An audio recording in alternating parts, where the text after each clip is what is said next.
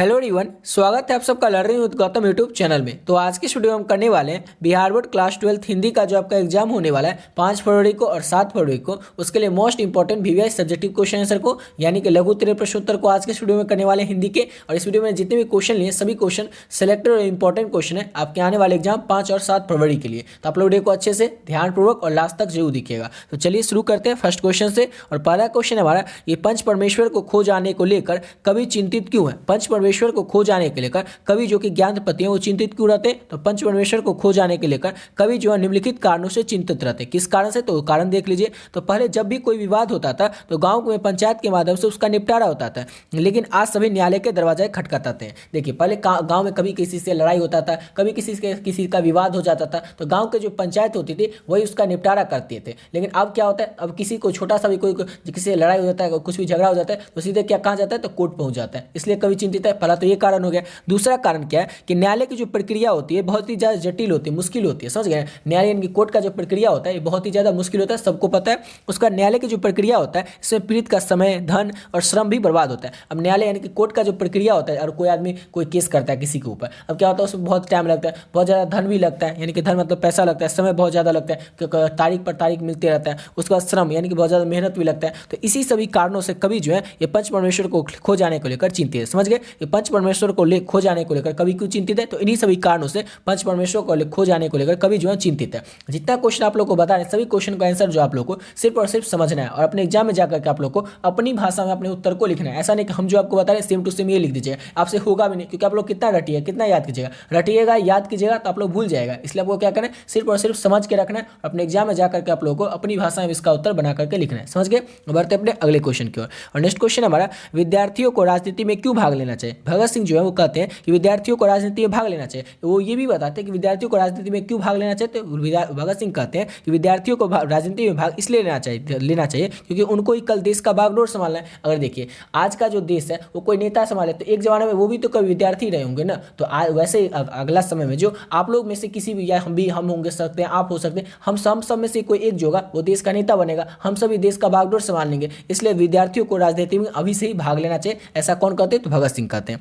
अगर वे आज से ही राजनीति में भाग नहीं लेंगे तो आने वाले देश को भली बात ही नहीं समझ पाएंगे या नहीं संभाल पाएंगे, जिससे देश का विकास नहीं हो पाएगा। अगर जो नेता बनेगा, आगे चल के नेता बनना चाहता है, वो अगर अभी से नेता के बारे में समझना नहीं शुरू करेगा, देश के बारे में समझना नहीं शुरू करेगा कि देश का विकास किस तरह से किया जा सकता है, अगर आगे चलकर वो नेता भी बन जाएगा तो देश का भला ही नहीं कर पाएगा, देश का विकास ही नहीं पाएगा, क्योंकि वो देश को भली बात समझा ही नहीं रहेगा। लेकिन अभी से जो व्यक्ति नेता बनना चाहता है वो अगर शुरू से देश को समझना चालू करे, देश में क्या कमी है, क्या चीज़ ऐसा करे कि देश विकास करे, ये सब अगर पहले से सोचना शुरू करेगा, देश समझना शुरू करेगा, तो आगे चल के भली बात देश को समझ सकेगा और देश का विकास कर पाएगा। तो भगत सिंह क्यों कहते हैं विद्यार्थियों को राजनीति में भाग लेना चाहिए, तो इन्हीं सभी कारणों से कहते हैं।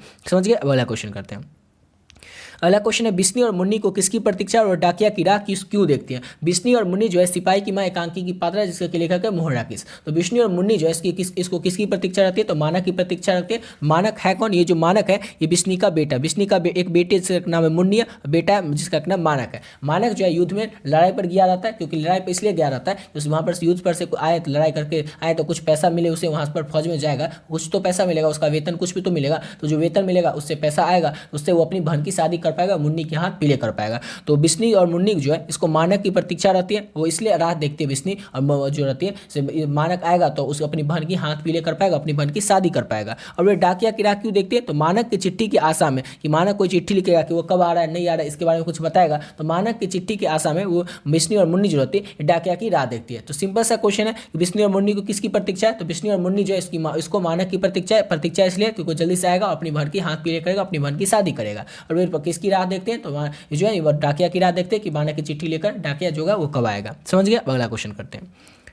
नेक्स्ट क्वेश्चन है हमारा कि भगत सिंह ने कैसी मृत्यु को सुंदर मृत्यु का और वे आत्महत्या को कायरता क्यों कहते हैं, इस संबंध में उनके विचार को स्पष्ट करें। तो भगत सिंह जो है वो कैसी मृत्यु को सुंदर मृत्यु कहते हैं। तो भगत सिंह जो है देश सेवा के बदले दी गई जो मृत्यु होता है उसी को क्या कहते हैं, सुंदर मृत्यु कहते हैं। देश सेवा के बदले में दी गई जो फांसी होती है उसी को भगत सिंह क्या कहते हैं, सुंदर मृत्यु कहते हैं। और वे आत्महत्या को कायरता इसलिए कहते हैं कि जब भी कोई व्यक्ति आत्महत्या करेगा वो थोड़ा सा दुख कष्ट सहने के चलते करेगा, वो अपना समस्त जीवन एक ही क्षण में खो देगा। देखिए कोई व्यक्ति जो आत्महत्या करता है वो आत्महत्या क्यों करता है, उसको थोड़ा सा दुख रहता है, कष्ट रहता है, यानी अपने दुख के कारण, अपने कष्ट के कारण कोई व्यक्ति जो होता है अपने आप के कारण क्या करता है, आत्महत्या करता है। लेकिन अगर वो अपने आत्महत्या कर लेगा, जो व्यक्ति को थोड़ा सा दुख या कष्ट मिलेगा वो आत्महत्या करेगा, तो अपना जो संपूर्ण जीवन है, जो जीवन जीने वाला था, वो संपूर्ण जीवन एक ही क्षण में खो देता है। वो अपने देश के लिए कुछ कर ही नहीं सकता। इसलिए भगत सिंह कहते हैं कि देश सेवा के बदले दी गई जो फांसी होती है ना, वो सबसे बहुत ही अच्छा मृत्यु होता है। यानी कि सबसे सुंदर मृत्यु कौन होता है, तो देश सेवा के बदले दी गई जो फांसी होती है वो सबसे सुंदर मृत्यु होता है। और आत्महत्या को कायरता इसलिए कहते हैं, वो कायर व्यक्ति होगा जो आत्महत्या करेगा, वो इसलिए कहते हैं वो कायर व्यक्ति इसलिए होगा क्योंकि वो अपना थोड़ा सा दुख या कष्ट सहने के चलते अपने आप को मार लेगा, यानी कि मृत्यु अपना हो जाएगा उसका, ठीक है ना। वो क्या करेगा, फांसी लगा लेगा, जिस भी तरह से वो क्या करेगा, आत्महत्या करेगा। तो आत्महत्या करने से क्या हो जाता है, उसका जीवन, किसी व्यक्ति जो आत्महत्या करता है उसका जीवन, समस्त जीवन एक ही क्षण में खो जाता है। अगर वो जी पाएगा तो अपने देश के लिए बहुत कुछ कर पाएगा, आगे अपने देश का विकास कर पाएगा। इसलिए भगत सिंह कहते हैं कि आत्महत्या जो है कायरता है। समझ गए। अब अगला क्वेश्चन करते हैं। अगला क्वेश्चन हमारा, पुंडलिक जी कौन थे। पुंडलिक जी थे कौन, तो सिंपल वे में आपको याद रखना है कि पुंडलिक जी जो थे एक शिक्षक थे। ये गांधी जी के आदर्शों को सच्चे दिल से मानने वाले एक निर्भय पुरुष भी थे, जिन्होंने गांधी जी के 1917 में बेलगांव से भितरवा बुलाया था। गांधी जी जो थे ये इनको, जो पुंडलिक जी है, इनको 1917 में जब गांधी जी चंपारण में गए थे, तो चंपारण में जो वहाँ पर जो शिक्षा व्यवस्था था उसको सुधार लाने के लिए गांधी जी क्या करते हैं, चंपारण में जो 3 गाँव चूज करते हैं, 3 गाँव में 3 आश्रम की स्थापना करते हैं। तो 3 आश्रम की स्थापना करने के लिए जो कार्यकर्ता होते हैं वो गुजरात और महाराष्ट्र आते हैं, और उसी में से इनको भी बुलाया जाता है। तो जिन्हें जो गांधी जी है 1917 में बेलगांव से भितरवा के पास बुलाते हैं उनको, तो पुंडलिक जी को बुलाते हैं गांधी जी। पुंडलिक जी को गांधी जी ने इसलिए बुलाया था ताकि वो आश्रम में रहकर बच्चों को शिक्षा दे, साथ ही साथ ग्राम वासियों से, गांव के जो वासी हैं उनके दिलों से अंग्रेजों के प्रति जो भय है उसको भी दूर कर सके। सिंपल सा क्वेश्चन है कि पुंडलिक जी कौन रहते हैं, तो पुंडलिक जी जो रहते हैं एक शिक्षक रहते हैं। ये गांधी जी के आदर्शों को सच्चे दिल से मानने वाले एक निर्भय पुरुष भी रहते हैं। इन्हें गांधी जी जो 1917 में बेलगांव से भितरवा में बुलाते हैं। क्यों बुलाते हैं, क्योंकि भितरवा में गांधी जी ने आश्रम की विद्यालय की स्थापना किया था। तो आश्रम विद्यालय की स्थापना करने के लिए, बच्चों को पढ़ाने के लिए, और वहाँ पर के जो ग्रामीण है, गाँव वाले लोग हैं, उनके दिल से अंग्रेजों का भय दूर करने के लिए गांधी जी जो है पुंडलिक जी को बुलाते हैं भितरवा में। समझ गए पुंडलिक जी कौन थे, तो एक शिक्षक थे। सब आप लोग और ये सब लिख लीजिएगा अपने मन से बना करके अपने उत्तर में एग्जाम में। अगला क्वेश्चन है, गायें किस ओर दौड़ पड़ती हैं। तो गायें जो है रवाती हुई अपने बछड़ों की ओर दौड़ पड़ती है ताकि वो अपने बछड़ों को दूध पिलाएं, चाटे या पुचकारे। सिंपल सा क्वेश्चन है, गायें किस ओर दौड़ पड़ती है। तो गायें जो होती है रवाती हुई अपने बछड़ों की ओर दौड़ पड़ती है। क्यों दौड़ पड़ती है, ताकि वो अपने बच्चों को दूध पिला सके, चाट सके, पुचकार सके। समझ गए। अगला क्वेश्चन करते हैं।